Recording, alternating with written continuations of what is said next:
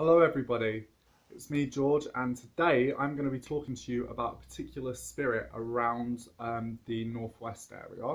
Before I begin with that though, I want to let you guys know this is a new thing I'm trying. It's Folklore Fridays, where I speak about particular types of folklore on a Friday. It's not going to be every Friday because I suck with timing and dates, as you guys are aware, and I do apologise.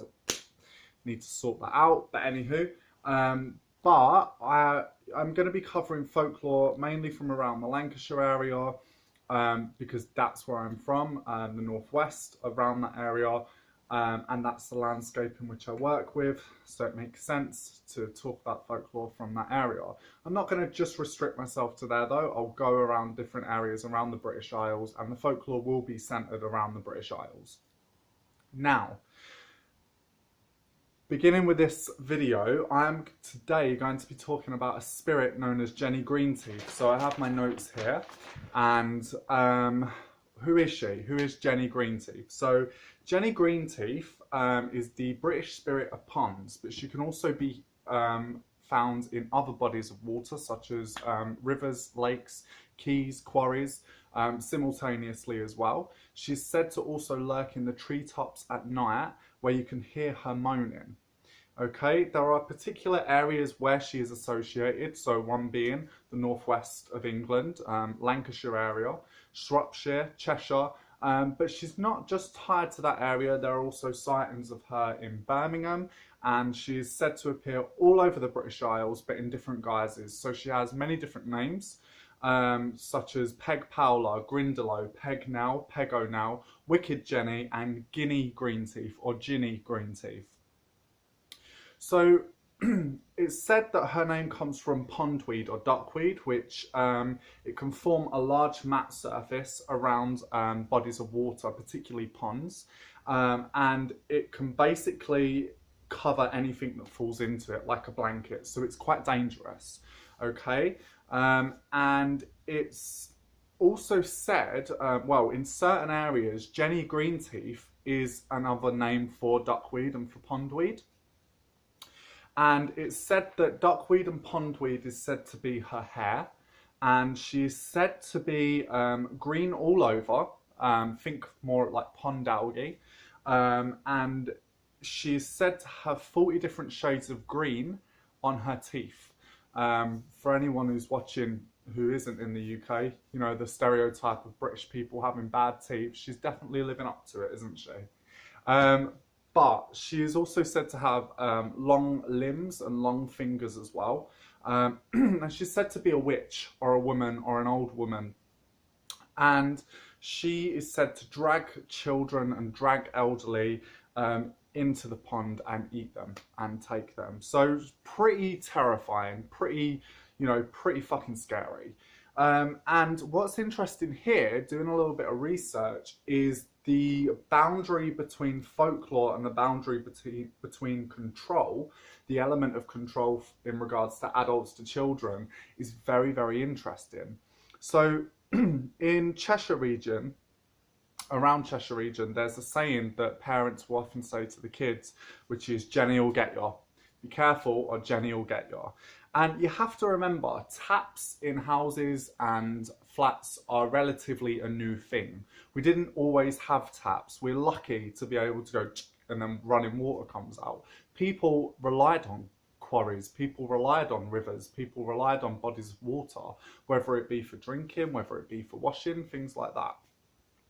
And so what better way to scare a child than, rather than just say, don't go down there because it's dangerous and you could die, other than say, you know, so you've got that versus don't go down there because there's a terrifying swamp witch that wants to eat you.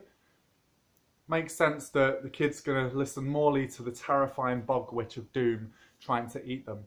So what's interesting here as well is that there are a couple of stories from other people in regards to the element of control that crosses over to this. So in 1883, around 1883, there was also a saying that children were told to brush their teeth because otherwise, if they didn't clean their teeth, Jenny Greenteeth would drag them in to the water, would drag them into the pond. And going so far as modern Dave Spikey, the comedian that does Phoenix Nights, in one of his stand-ups, he mentions how he was told if he stayed out after his curfew, Jenny Greenteeth would come out of the cracks of the pavement and suck the marrow out of the bones.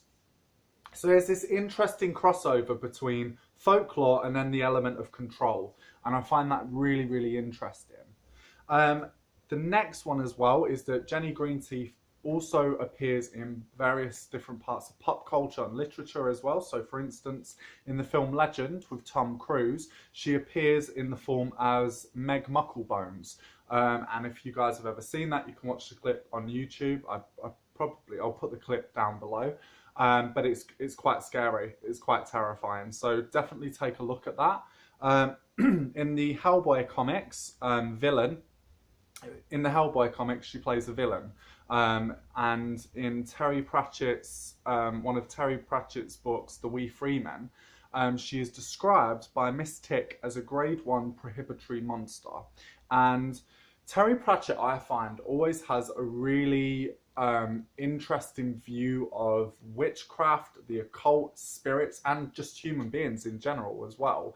He has a very interesting understanding of human beings, and there are a lot of things that I've read on his books where he just literally gets the hammer and smacks the nail on the head, be it with magic, witchcraft, or humans, or spirits. But there are a lot of things that he really has a good understanding of these things. And a grade 1 monster, according to these books, they're invented by adults to scare children from dangerous or forbidden places. So that's that. And what's interesting is I kind of done a bit of a Facebook shout out, and I kind of said, if anybody has any information in regards to Jenny Greenteeth, please, you know, if you have any stories, experiences, please, I would love to know. And what was interesting was that I had quite a large amount of people telling me stories, even from down south as well, people from down south telling me stories about Jenny Greenteeth. My partner, who comes from Lancaster, around that area, he remembers reading a book about her in school. My flatmate also remembers reading a book about her in school. And what I kind of found interesting is a lot of people like, yeah, I've read books on Jenny Greenteeth, but I can't really remember where, and I can't really remember when. And yeah, it's kind of pretty interesting. Now, the other thing as well is I have a lovely friend, shout out to you if you're watching this, and he was nice enough to give me a little bit of a story.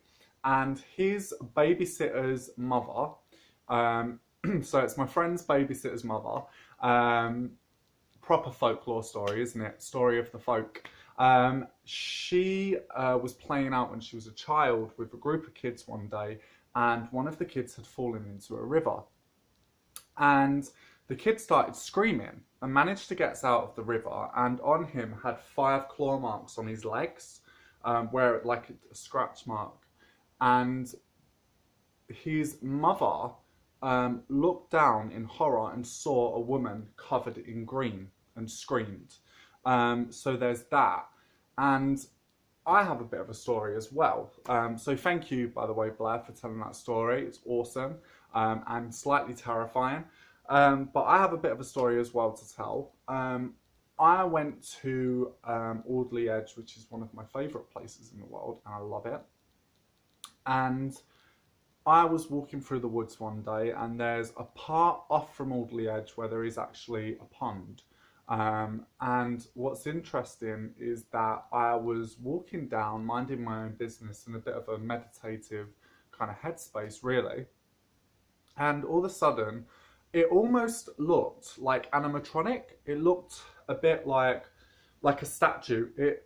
The only way I could describe it is as if someone got a statue of a woman, covered it in green, like green algae and green mold, and had animatronically lifted it out of the water in slow motion, and then it went back down.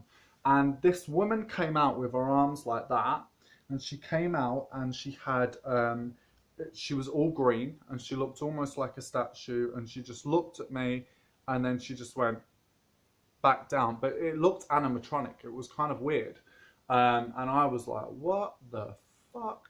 And I said to one of my friends, you know, I've just seen this, like, what the hell what the hell is this? One of my friends was like, oh, Jenny Greenteeth. It's like, yeah, she's the British Spirit of Ponds. You should look her up. You'd be really interested in some of the stories and the tales about her. So yeah, that's Jenny Greenteeth. What's interesting as well that I've found in terms of researching Jenny Greenteeth, there's actually been quite a lot of references, and there's been quite a lot of information in regards to Jenny Greenteeth. So if anyone knows any more, or you have any stories you want to share, please, post it down below, because I'd be really interested to see and hear. And to my understanding, I can't find any references of her prior to around the 1800s. I can't find any other references to her. So it's normally, what I was looking was around 1800s to up to the present day, which is quite interesting. As most spirits, it kind of tends to be a cut-off date in terms of folklore, when you can tell that the folklore of the land had kind of died. But she seems to be quite modern in that respect, in the fact that I can't find any references or any mentions of her prior to the 1800s. So if anybody has any references or any information about her prior to the 1800s, again, please let me know. I'd be really interested to see. So yeah, I hope this helps, and peace out, over and out.